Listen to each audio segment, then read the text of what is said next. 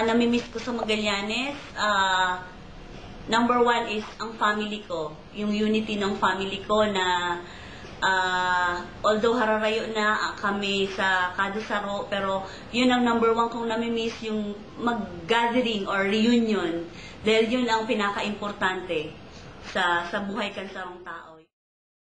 Mag-gather ka mo once in a year.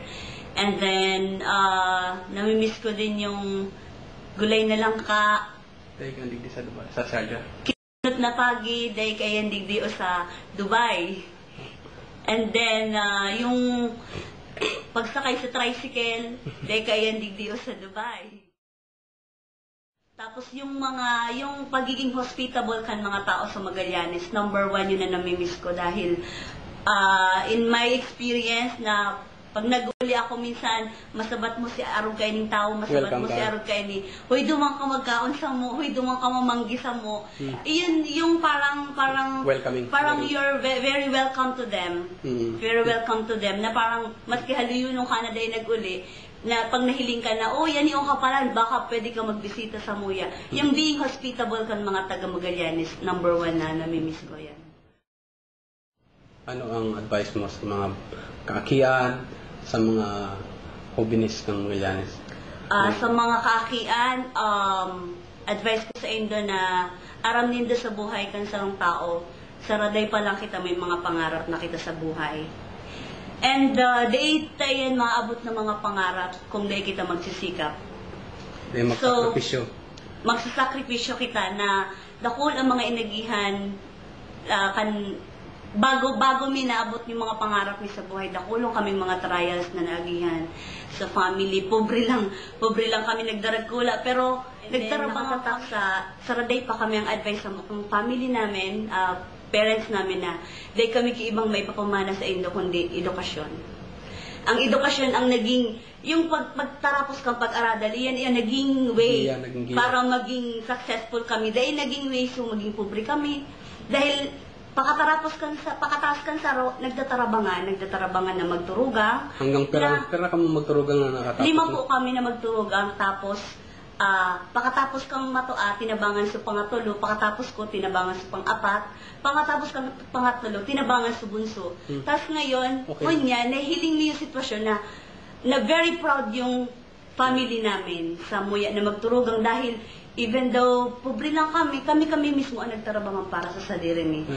Advice ko sa mga aki, yung pagiging pobre, dainindo yan pag-isipon dahil kung may disposition ka mo sa buhay, sipag, tiyaga, yan ang tulo. And then the last thing is prayers.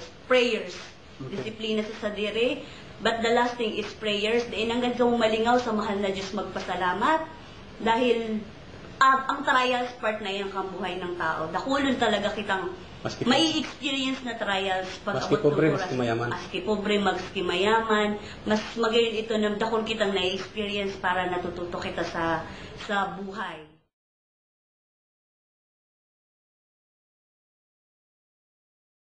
Na gabos na part kang buhay may experience na yan, na hirap. Although sometimes magreklamo ka na bakit ganito ganyan. Pero at the end, you can see the result that it's parang you are very blessed. You are very blessed na nag-agi ka sa pagiging pobre, na di mo sabi na mayaman ka, simpleng tao ka lang, pero at least maski pa paano nakakatabang ka. And then sasabi ko din sa Indo na pag maging successful na ka mo, hindi paglingawan yung family nindo, or kung may mga tao ka mo na gusto man tabangan na maging kagaya nyo, then go on. It's like now, it's not that mag-aantay kayo ng isang tao na magsabi na tabangan mo sa ganito. It's from your heart. From your heart.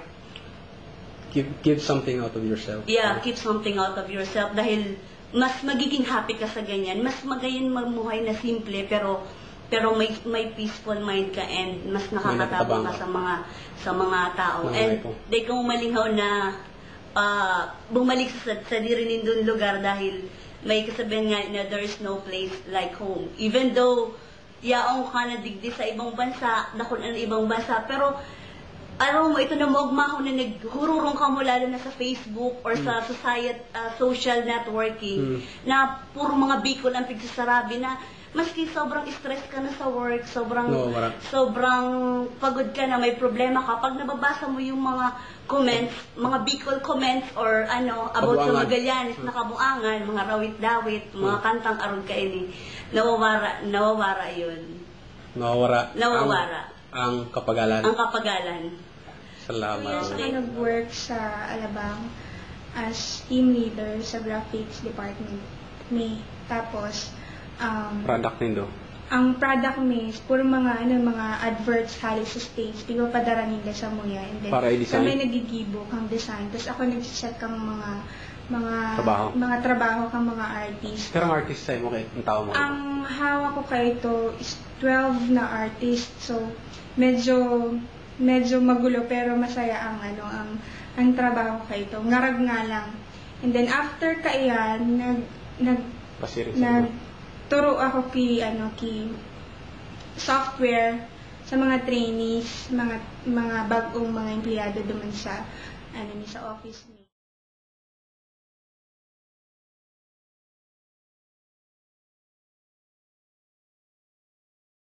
Tapos after kaiyan, sobrang nakulong ng trabaho. Nagpakuha ako kay Manito to pasiling sa Dubai. So, hindi na ako nag-work nun yan. 3 years. 3 years, almost 3 years na ako. Anong trabaho mo, sa, Digdi? Pareho man giraray. Pero sa publishing company siya. So, ang tigigibo ko digdi, nagle-layout kang duwang magazine. So, Anong araw ka magazine? Ako gabas nagigibo. So, kang layout. Tapos, Ano ang experience mo so far sa Dubai? digdi sa Dubai, sobrang Ang kalidad kang skill mo as Filipino is comparable ba sa mga ang masasabi ibang ko lang expatriates? ang masasabi ko lang ang Filipino na mga artist lalo na sa Trabador. Muya pag sindaan na gibo sobrang high quality compare sa ibang mga expats. So Ang kalidad kang trabaho kang mga Pinoy is very high quality. So dapat maging proud kita sa tuya na sa diring sa diri